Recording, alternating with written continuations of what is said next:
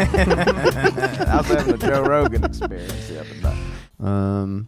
Well, it's a classic postmodern text in the sense that various multiple characters are trying to piece together narratives in a world that tends towards in a world that tends towards the fragmentation of narrative. And in a world that tends toward the fragmentation of narrative. One man stands alone in his fight to create a grand, cohesive narrative out of the detritus of history. George C. Scott is Terrence Ray, the narrative setter straighter. The narrative setter straighter. Double feature, the race hustler and the narrative setter straighter. The narrative setter straighter is about a man who has a sick dog.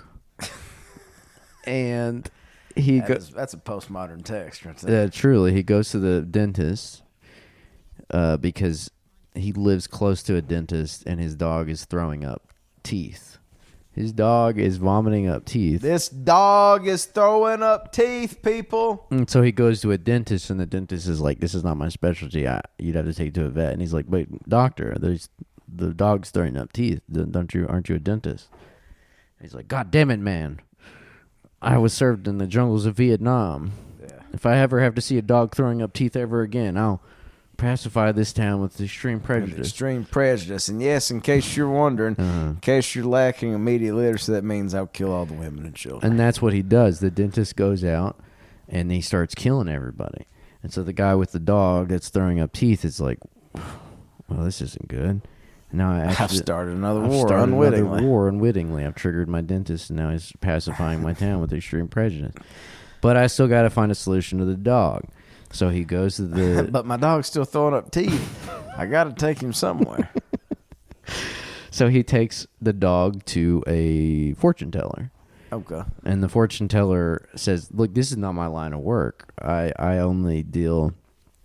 If the dog was throwing up... I only deal in uncertainties and cloudy futures." Yes, if the dog was throwing up like chicken bones, then I could read the tea leaves and divine the chicken bones. See, dog teeth, not a lot of prophetic value. Not a lot of prophetic value, but I am sensing here that you are burdened by a great guilt and shame. And I think it has something to do with Dr. Karavolov, who is the dentist next door, and he's murdered at least 20 people. He's 20 people. Yeah, they don't call him.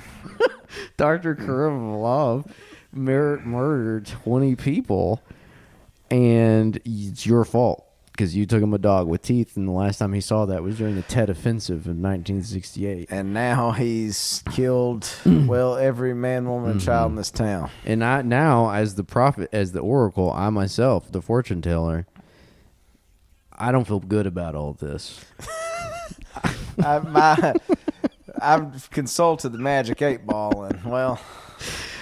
I don't feel good about this at all. I don't like this a damn bit. I don't like where this is going.